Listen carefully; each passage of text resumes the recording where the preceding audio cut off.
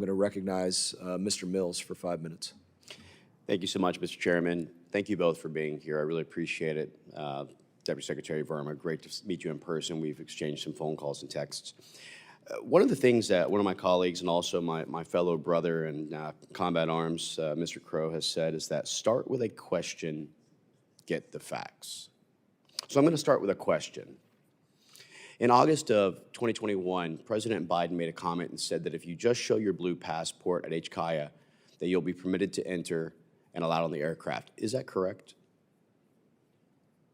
Well, I think you know, Congressman, what was happening in August of 2021 at that airport and how dangerous it was. Deputy Secretary, we are not debating at all. I completely agree with you that it was chaotic. I completely agree with you. I just want to know, did he make that statement? We got out 124,000 people, including 6,000 Americans, and the ability Deputy to show Secretary, a blue passport this is how very things get taken out of context and start getting heated up. It's just a simple yes or no. Did President Biden make that comment or not? I don't know. I wasn't at the department at the time, frankly. Do you happen to remember? Because he made it clear, if you're a blue passport holder and you show your passport at the gate, that you'd be permitted to enter. That was in a direct quote. Sir, my apologies. We were taking a lot of intake at that time. I actually don't remember the president's comments on that. Understood. Well, he did actually make that comment. And if you will, can you just roll a piece of video first? Because that starts with my question. Now let's get to the fact. It's actually going to be the one on Afghanistan. Oh, you guys don't have that one. Okay. There was blue passport holders sitting outside on August 26th of 2021. Mr. Mills, will you pause for a moment? We could pause the time. We have whatever video you want? We can Do we check have that other videos? Just pause this time. I don't think they brought that one in, unfortunately. No, you sure? Too many actual videos to be entered into record. But I would request to be entered into record, Mr. Chairman, the video of Americans waving their passport August 26th of 2021 outside of the Abbey Gate, not being permitted entry, and subsequently losing their lives and being blown into the canal. So I'm going to go ahead and continue on. We talk about facts all the time. We talk about what actually took place and what occurred. Secretary Verma and I have actually discussed the idea that we have a policy and a budgeting issue when it comes to being responsive to Americans that are abroad.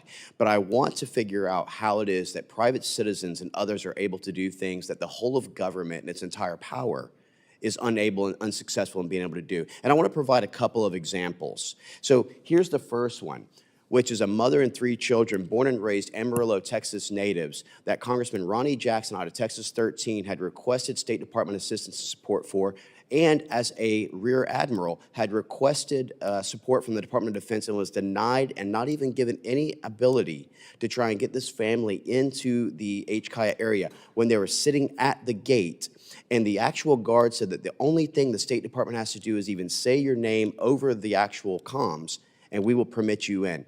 Task Force Afghanistan said that we cannot provide that level of assistance, to say their name. But that's okay. After 11 days and multiple attempts by the State Department and others to thwart our efforts, which we came to find, that's that family successfully rescued by myself and my team. Now let's look at other examples of this. In October 7th, we had the barbaric and horrendous incidents in Israel. We requested support from the U.S. State Department to help to get charter aircrafts in, even after Germany, the Philippines, and other nations had come in and successfully arranged that through Ben Gurion Airport. Yet, where was the U.S. State Department? Well, I can tell you where I was on October 11th, that I pulled out the first 32 Americans, October 12th, when I pulled out the next 45 Americans, going into Nazareth, Haifa, going into Jerusalem, going into the West Bank, going into other areas of Israel, getting out 255 before the State Department and all its might and all of its finances even got a single charter aircraft. Now let's go to one more recent incident, an example. The spokesperson, Mr. Miller, of the U.S. State Department made a comment about Haiti and its current disheveled capability of Jimmy Chabrier, which is known as barbecue, taking over with Mencken Khan, G9, and the rest of the actual gangs who have terrorized and set fire and cannibalized individuals. And when requesting support, the spokesman for the State Department said, we have no plan and or intent to help evacuate and secure Americans. Well, at my own dime and expense, once again, here we go. And here's an example. We'll go ahead and play of what that looks like.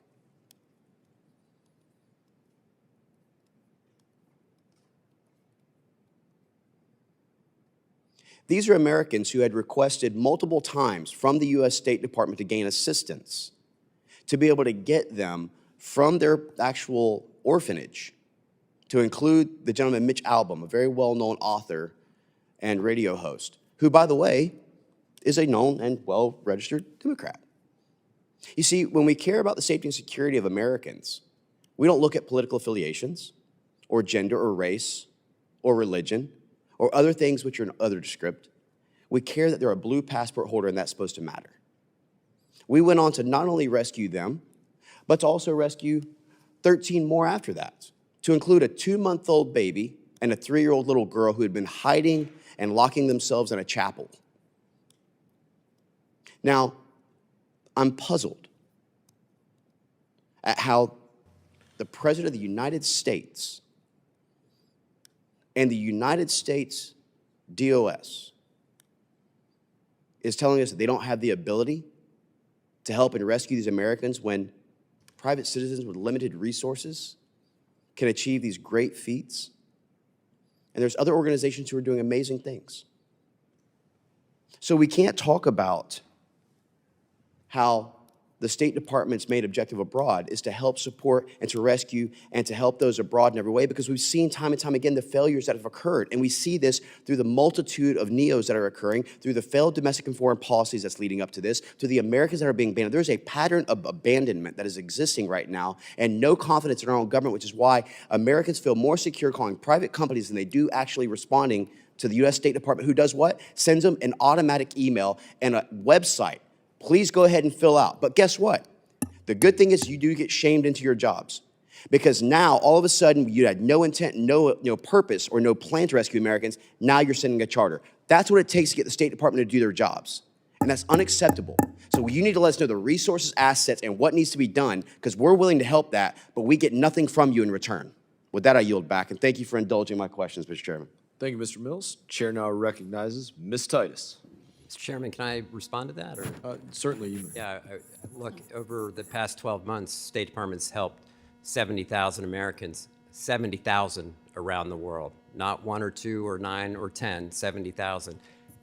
We evacuated 1,200 people. Are you alluding that the 1 or 2 lives don't matter? No, I'm giving you the quantity Okay. and scale of what we've done. We took out 1,200 people from Sudan at great risk. Our consular officers. I actually commended you on Sudan. Do you remember this? Mr. I Verma is didn't see currently that. recognized. I appreciate that. We took out thousands of people, offered up thousands of seats on charter aircraft from Israel.